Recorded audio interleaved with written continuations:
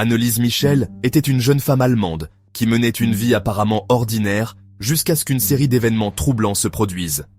À 16 ans, Anneliese a commencé à souffrir de graves crises d'épilepsie, la laissant désorientée et confuse. Sa famille a consulté un médecin et on lui a diagnostiqué une épilepsie du lobe temporal. Malgré les médicaments, son état ne s'est pas amélioré. Les crises ont persisté et son comportement est devenu de plus en plus erratique. Elle a fait état d'hallucinations, disant entendre des voix et ressentir une profonde angoisse. Au fil du temps, les symptômes d'Anneliese se sont aggravés et elle a manifesté une profonde aversion pour l'imagerie religieuse. Elle refusait de toucher les crucifix, s'agitait en entendant les saintes écritures et prétendait voir des visages démoniaques. Ce changement radical de comportement a conduit sa famille à envisager des possibilités au-delà de la médecine conventionnelle. Ils ont commencé à soupçonner une affliction spirituelle. Le comportement d'Anneliese est devenu de plus en plus troublant à mesure que son aversion pour les artefacts religieux s'intensifiait. Elle faisait preuve d'une piété extrême, ponctuée de moments de rage intense.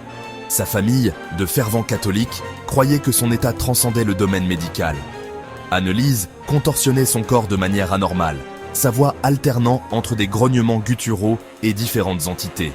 Elle faisait preuve d'une force surhumaine, nécessitant plusieurs personnes pour la maîtriser. Des témoins ont rapporté l'avoir vue léviter, renforçant leur croyance en une présence surnaturelle. L'eau bénite lui causait une douleur immense et elle refusait d'entrer dans les églises. Sa famille a cherché du réconfort dans la possibilité d'une possession démoniaque et s'est tournée vers l'église pour obtenir de l'aide. Les affirmations d'Anneliese d'être tourmentée par des forces démoniaques ont alimenté leurs croyances. Convaincue d'une possession, la famille d'Anneliese a demandé à l'église catholique la permission de procéder à un exorcisme.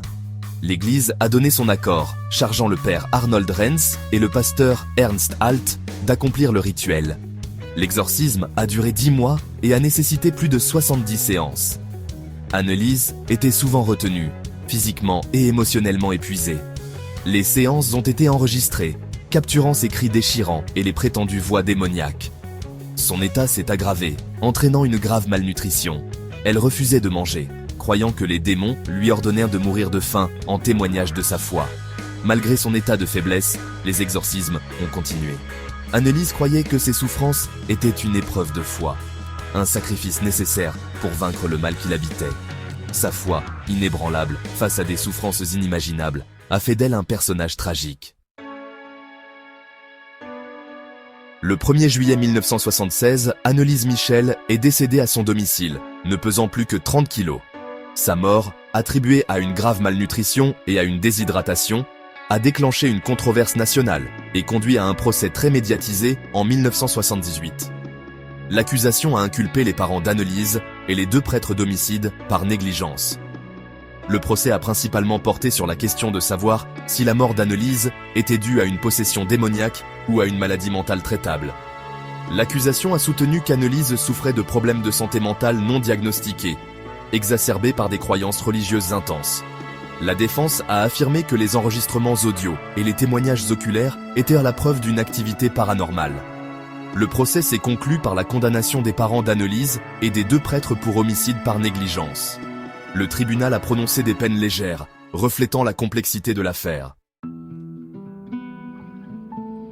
Le cas tragique d'Anneliese Michel continue de fasciner et d'horrifier le monde, suscitant des débats sur les limites de la foi et le traitement éthique des personnes souffrant de maladies mentales. Certains considèrent son cas comme un exemple tragique d'extrémisme religieux, soulignant les dangers de faire passer la foi avant l'intervention médicale. L'histoire d'Anneliese nous sert d'avertissement, nous rappelant l'importance de l'esprit critique. Elle souligne la nécessité d'une approche multidisciplinaire de la santé mentale, encourageant la collaboration entre les chefs religieux, les professionnels de la santé et les familles. L'histoire d'Anneliese a inspiré d'innombrables livres, documentaires et films, notamment L'exorcisme d'Emily Rose. Si ces adaptations ont fait connaître l'histoire d'Anneliese à un public plus large, elles brouillent souvent les frontières entre la réalité et la fiction. L'héritage d'Anneliese Michel nous rappelle cruellement la frontière ténue entre la foi et le fanatisme. Il nous incite à aborder les affirmations du surnaturel avec scepticisme et compassion, en reconnaissant le potentiel à la fois de la faillibilité humaine et de la souffrance bien réelle de ceux qui luttent contre la maladie mentale.